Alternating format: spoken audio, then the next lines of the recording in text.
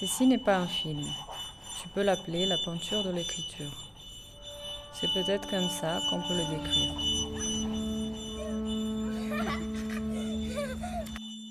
Une sorte de poésie d'images distordues. Je le définis comme l'histoire de cet instant-ci.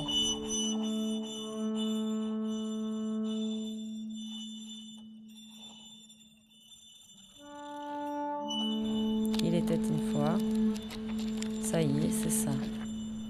Comme les histoires incroyables que je raconte à mes enfants en les regardant grandir. Et à la vitesse comme ils grandissent, mais c'est une autre histoire.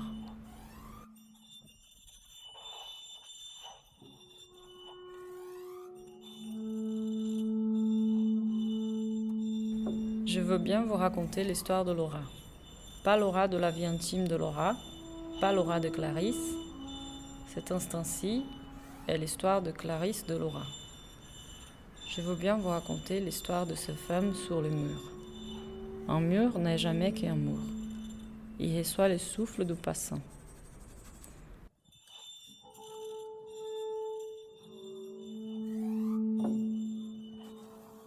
Laura González Cabrera est originaire des îles Canaries, une île au sable volcanique entre l'Afrique et l'Europe.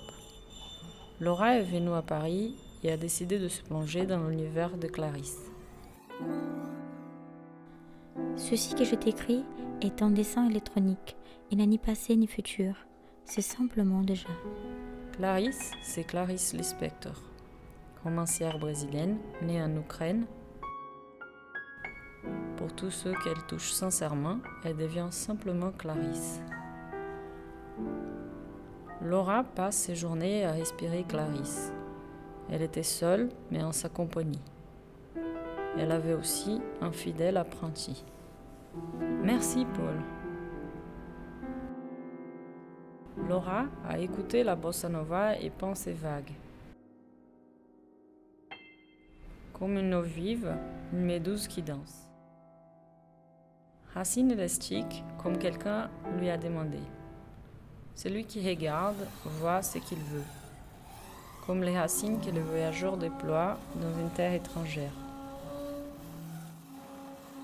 Corps et visage qui suivent avec la langue.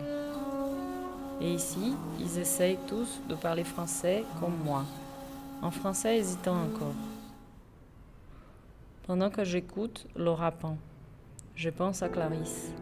Je pense avec Clarisse. Lorsque je trouve étrange une peinture, c'est là qu'est la peinture. Et quand je trouve étrange la parole, c'est là qu'elle atteint son sens. Et quand je trouve la vie étrange, c'est là qu'est la vie. Beaucoup de monde, mais vraiment beaucoup de monde, débarque en ville par la gare de l'Est. Presque 100 000 personnes y circulent par jour dans cette gare. Cette gare qui relie les deux aéroports de Paris et les différentes villes de l'Europe. C'est une histoire d'instants qui s'enfuient comme les rails fugitifs que l'on voit de la fenêtre du train. Portant et partageant leurs différences, les gens du monde entier s'y retrouvent devant les murs. Ça a été avant d'avoir les vraies mesures pas de bâtiment, mais oui, parce que tous les pour faire la calculation des angles, parce que cette angulation, c'est le même que les tejados.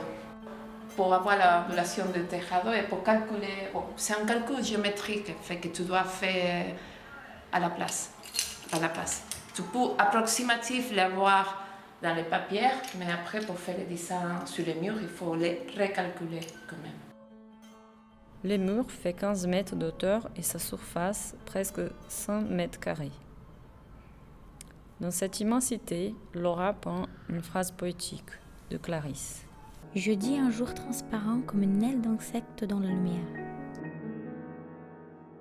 Les murs donnent sur l'extérieur des Récollets. Ces murs n'étaient pas toujours là. Hier encore, il était comme une blessure, amputé de sa traversée latérale, mais toujours et encore, carrefour du 10e arrondissement, entre la gare de l'Est et le canal Saint-Martin. Ces canals a quelque chose de féminin, comme l'eau vivante. Quand j'ai dit d'eau abondante, je suis en train de parler du corps dans les yeux du monde.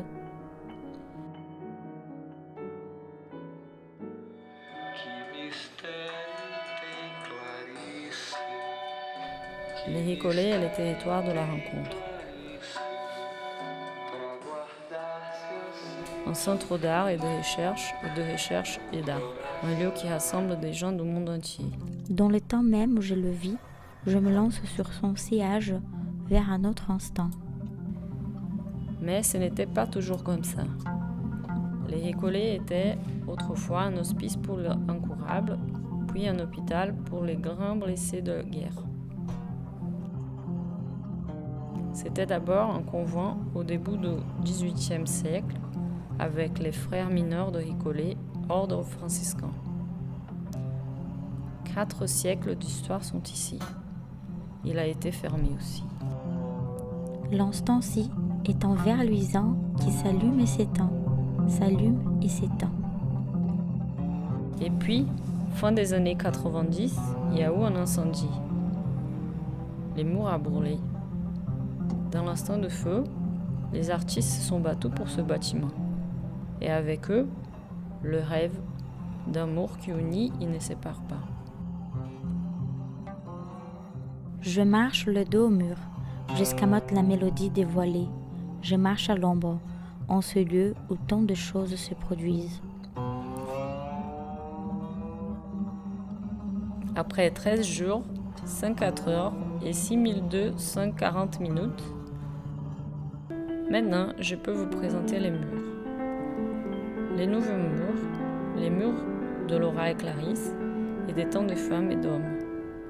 Les murs du 150 au 154 du Faubourg Saint-Martin à Paris. Les murs non murs, les murs pas murs, les murs de la 4e dimension. L'instant prochain est-il fait par moi ou si c'est fait-il tout seul? Nous les faisons ensemble par la respiration.